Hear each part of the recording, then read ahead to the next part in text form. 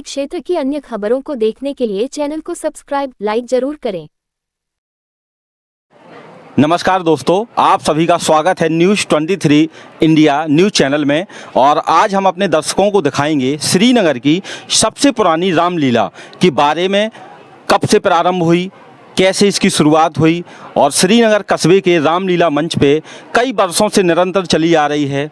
कहाँ के हमारे कलाकार आते हैं, कैसे इस रामलीला का चित्रण किया जाता है, इसके बारे में हम पूरी जानकारी करेंगे। और श्रीनगर कस्बे का यह रामलीला मंच है, यहाँ पर हर वर्ष रामलीला का आयोजन किया जाता है।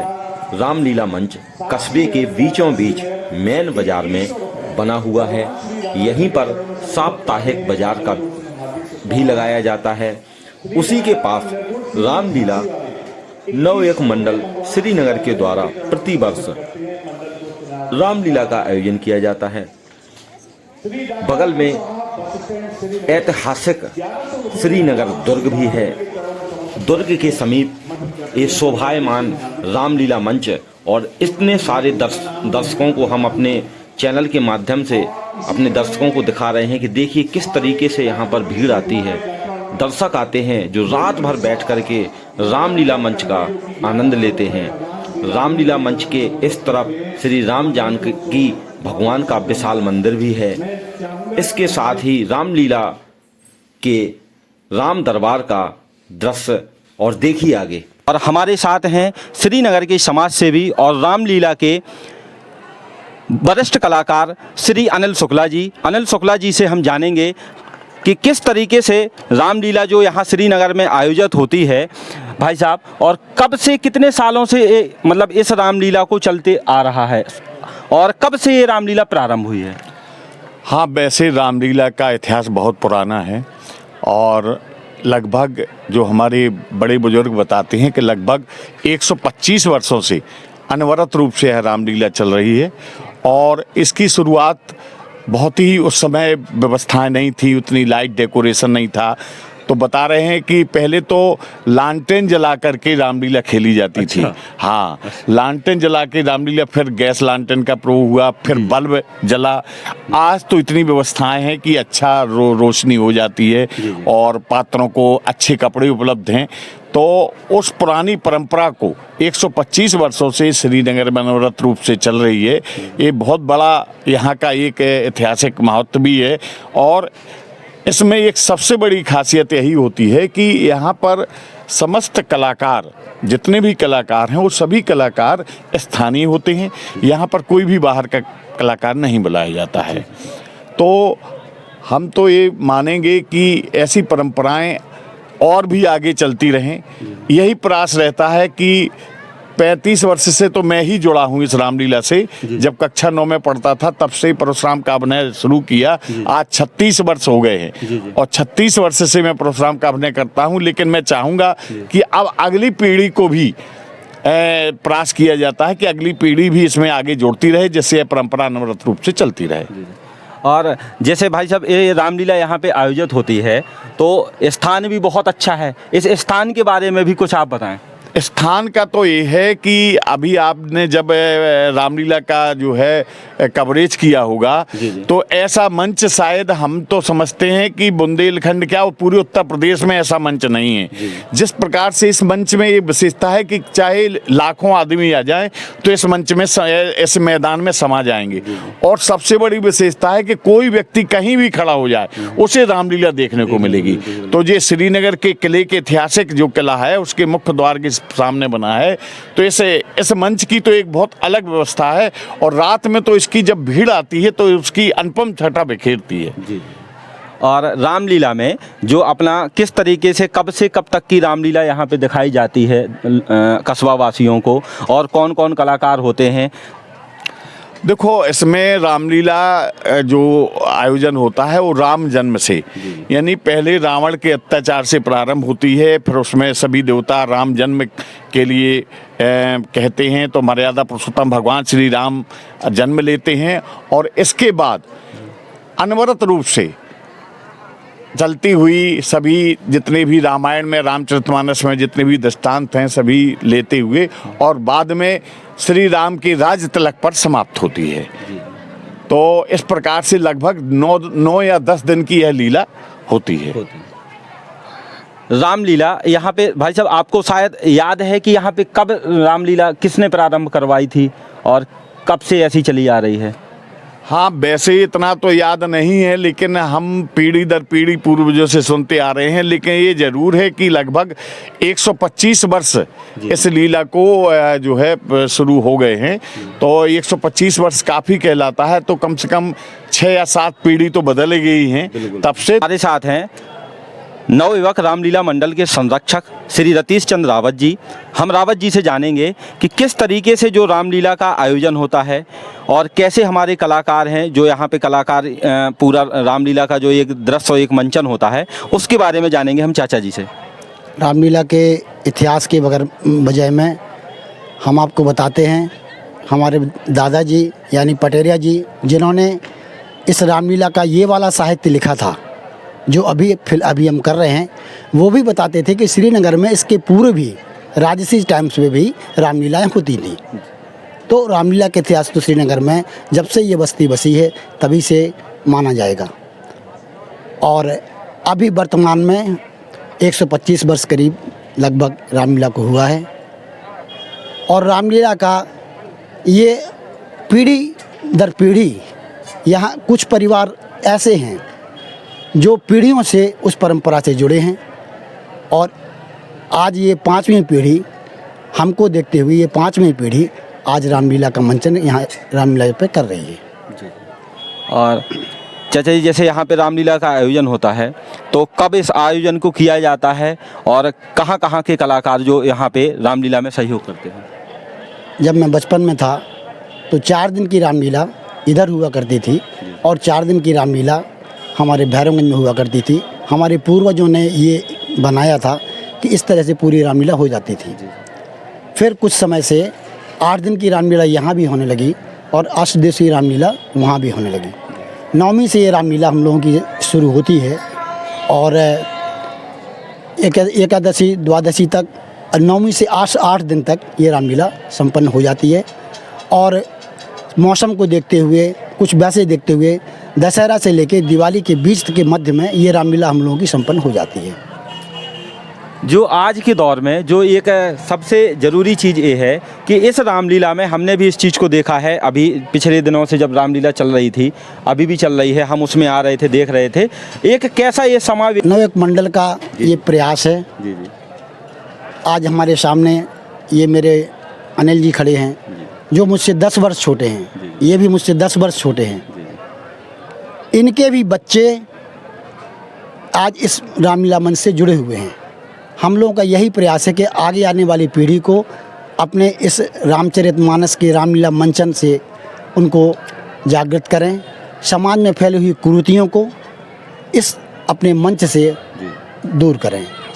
ये बहुत बड़ी उपलब्धि है मेरे हिसाब से, और भाई साहब भी बताएंगे कि ये बहुत बड़ी उपलब्धि है कि नवयुवक जो रामलीला मंचन होता है उसमें आजकल नई युवक पीढ़ी नहीं आना चाहती है और वो कहीं ना कहीं व्यस्त भी है अपने सिस्टम में। लेकिन हमने देखा है कि नवयुवक रामलीला मंडल जो बाजार वाला होता है, यहाँ पर नवयुवकों की संख्या पर्याप्त रहती है और अपने कलाकार को बहुत अच्छे से वो अपनी कलाकारी के द्वारा उसका प्रदर्शन भी करते हैं।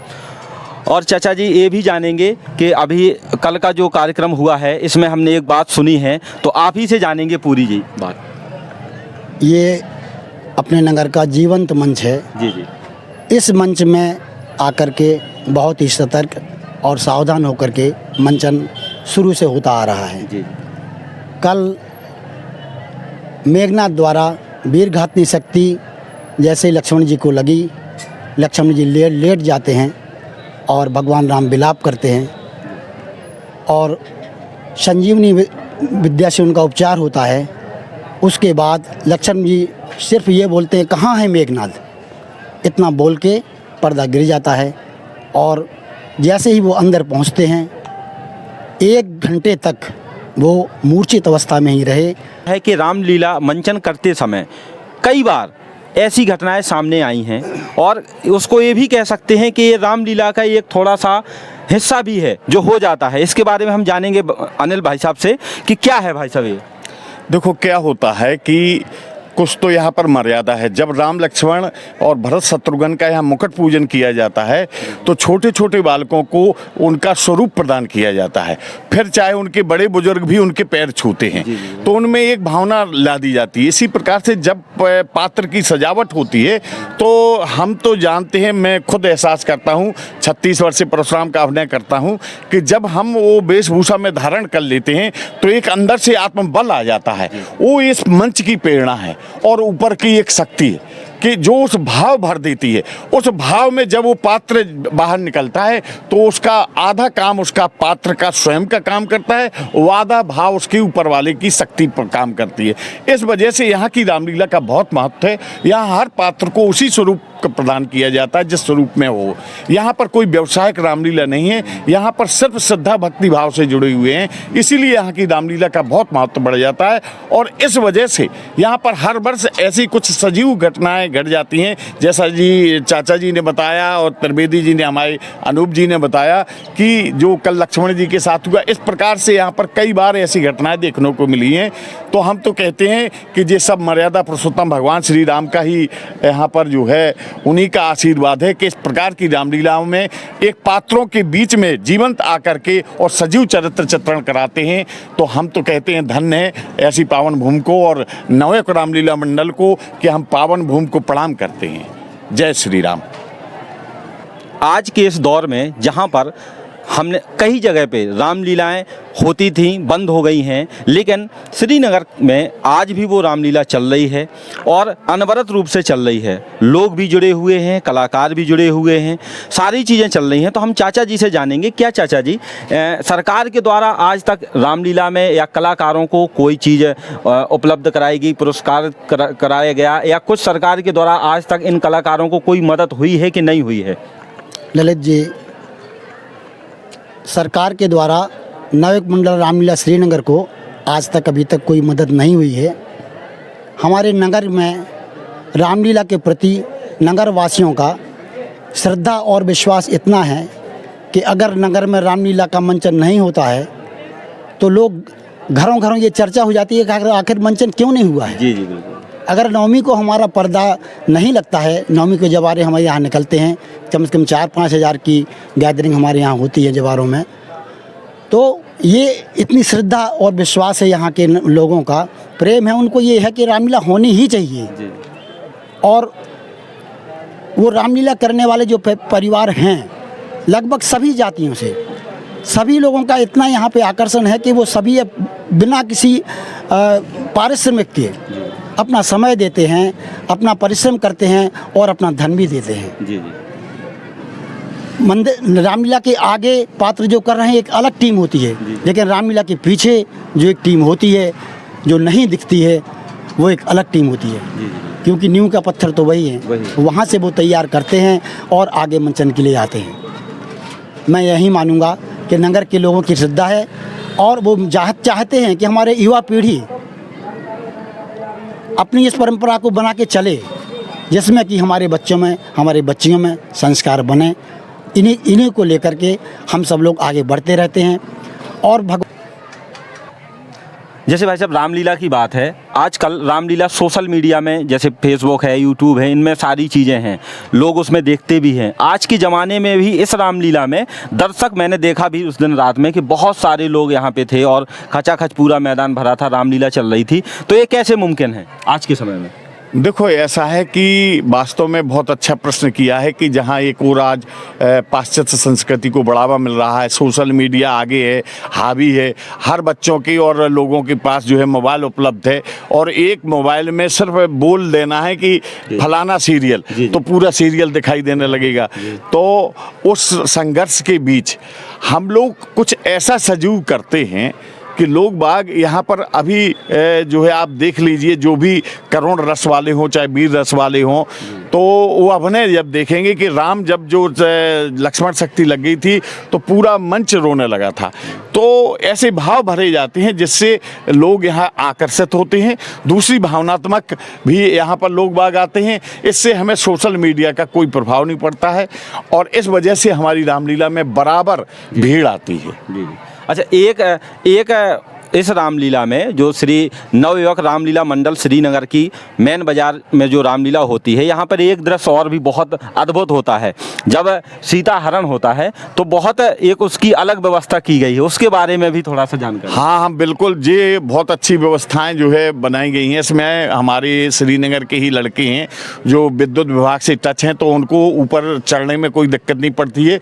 तो श्रीनगर किले के दुर्ग से और एक चरणदास जी का मंदिर है, वहाँ तक हवाई मार्ग बनाया गया, लगभग 500 मीटर का हवाई मार्ग है।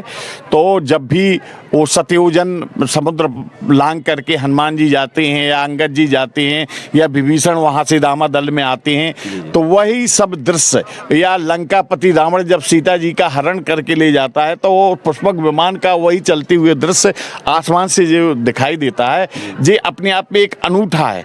और वो दृश्य आपने फिल्माया होगा, बहुत ही सुंदर दृश्य है। और वास्तव में ऐसी अद्भुत कलाएं जो है इसमें पूरा जो है हकीकत है, बल्कि फिल्मों में तो कैमरे और नई टेक्नोलॉजी की बल से हनुमान जी आसमान में उड़ते हैं, यहाँ बिल्कुल साक्षात हनुमान जी उड़ते हुए दिखाई देते हैं। जबकि उसकी व्यवस्था दूसरे एक मंदिर से दूसरे मंदिर तक। हाँ बिल्कुल, श्रीनगर जो किला है वो उसको लंकापुरी बना दिया जाता है, और चरणदास जी का मंदिर जो है वहाँ से जो है जाते हैं और लंकापुरी में आते हैं, लंका दहन करके हनुमान जी वापस होते हैं।